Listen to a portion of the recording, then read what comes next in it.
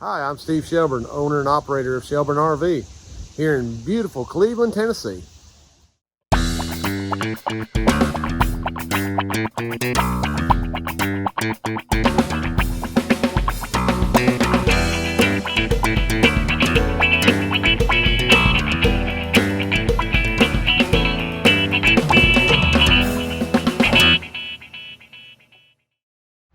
Well, good afternoon. Welcome back to Shelburne RV. I didn't get my video done this morning. Tori and I had to run over to Dayton, take down a sign for one of our doctors. Just bought a new place out in Dayton, Tennessee. So Tori and I were actually out there this morning in the rain and the mist and the cold, trying to take a sign face out that's been in there for 38 years. So that was a little bit on the fun side, and I was trying to hurry back here to the shop. So got a few things going on this morning.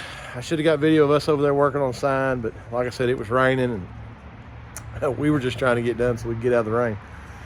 So take you in here and show you this Pursuit. This is the one with the soft floor. Yeah, they've got it tore out. Let's go take a look at it. Okay, so you can see they've got the vinyl floor out. There's a cabinet that they took out, shower surround. There's a shower base. Now let's go in here. I'll show you what's going on with this. So they had this soft spot in the floor. Now you can see how bad that shower pan's been leaking for a while. Now, we weren't going to get into there, but obviously it's soft under there. So they went ahead and tore that cabinet out of there. You can see all the parts are right there. But they've got this tore out. They're going to peel that carpet back, and we're going to try to replace this wood all back through there. But you can see that leak was coming from that shower. Now, if you look real carefully down there, notice that the wheel is off. That's the only access to that panel door to get to the bottom of the shower. So we're going to go in here and replace this, put down the LVP. That way we can seal all the way around if that thing ever leaked again.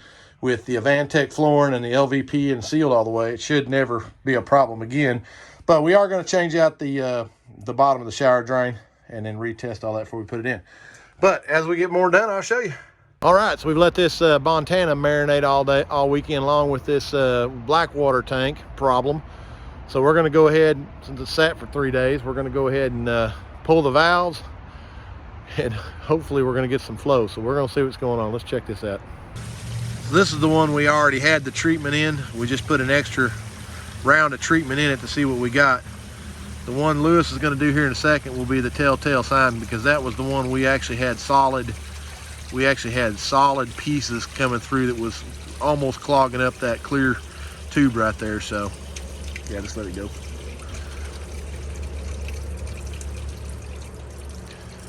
Yeah, look at that. That rascal is, there's probably something big coming right behind there. Yeah, there you go.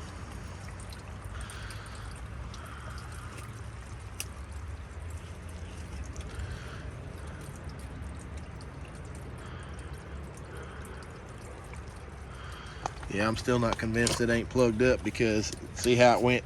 It went a little bit and then it got a whole bunch behind it. Almost like it still got something plugged up back inside there. All right, let that one flow a second. Lewis, why don't you go ahead and pull yours and let's see what's happening here. That's the problem.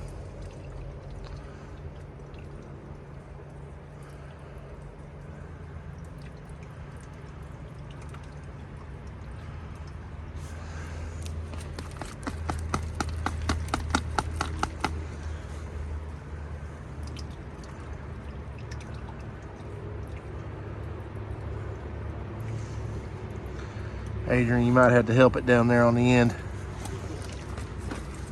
Just lift it a little bit, lift it like that. Yeah.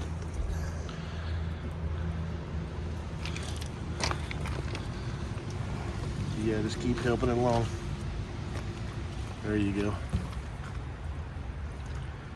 That rascal is stopped up.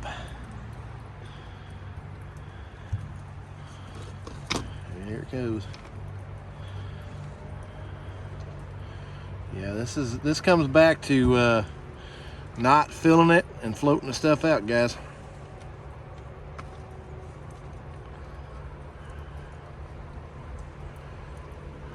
All right, so back here on this Pursuit that they're doing the floor job on, they've headed out to lunch. I'm gonna slide in here right quick and see what they got going on. Now you can see the new Avantec is in place.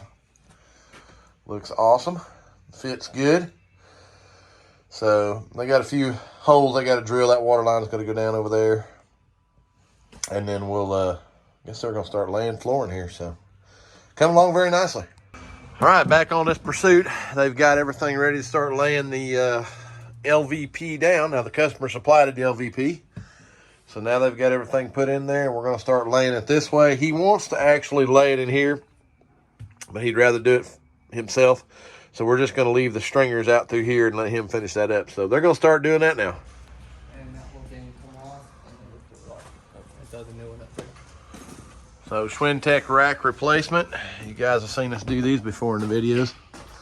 This one here is all blowed out. So he's got the new rack, got it mounted. So we're just trying to get everything put back in there. Okay, so Brandon's been working on this 4 Winds Class C motor coach. Remember we talked about it had the Schwintek problems. Let me show you what we're running into right now. So they've got the Schwintek all in there. And as you can see, everything's lining up because of the decals. Everything's lining up real good right there. But obviously, as you go up a little higher, it gets worse. So we've checked this rail. It is the same as the other one. But obviously something's twisted in here. So we may have to come in here and shim this out to get this to move in a little bit. And sometimes you do have to do that depending on if the wall is square or not. We put a straight edge on it. It looks pretty close, but that's the problems you run into with Schwinteks. So Mr. Torrey and I are up here in beautiful Dayton, Tennessee, about an hour from the shop. This is one of our customers we do signage for, so they needed to get the sign done on their sign along with their sign on their building. So we're out here today. Tori and I came out here. Now, we actually broke the plexi that was in that one, but this thing's been up here 40 years. So we just put a banner over it, and we've got the material ordered. We'll get a new sign face built for that one, and then obviously that one right there too. We'll get that all put in. But yeah, little trip here to beautiful Dayton, Tennessee. All right, back on this Pursuit this morning. Now you can see the boys got the floor laid. Now the customer didn't want to pay to have us do this, so we left it staggered where he can continue on with the floor. Now you can see where the edge of the material is right there. Now this carpet's just stapled down, so they can pop this up, roll it over just a little bit, which is what we did right there. And you can see how nice that seam turned out. But got all that in there. Remember that cabinet was out, that piece was out underneath that drawer. They've got that back in. So now this morning it is floor pan for the shower and the surround. So getting close to having this one finished up. So I've been gone running some other errands, but they tell me they pretty much got this done in here on this Pursuit. They've got the shower in it, and they're just doing a little bit of sealant work, obviously around the floor and some stuff in here. But they did put 5 gallons of water. Now we did change that drain, and we put a new O-ring on the bottom of it. So they got some sealant work to do there, and doing some sealant work up there. That faucet, doing some sealant work on there. It actually had those cracks in there when we started, so we just try to be gentle. But all that's gotten sealed up now, so shouldn't have any water intrusion in there. So pretty happy so far on how this turned out. So like I said, the customer will come in here and finish up his the LVP across the top of the linoleum. But yeah, pretty happy with this one. So just a few more minutes and this one will be out of here. So one of the next projects we got in here working is Mr. James right there has done a Seal Tech on this camper. Now you should see the paperwork on this Seal Tech. Like literally everything on here was leaking.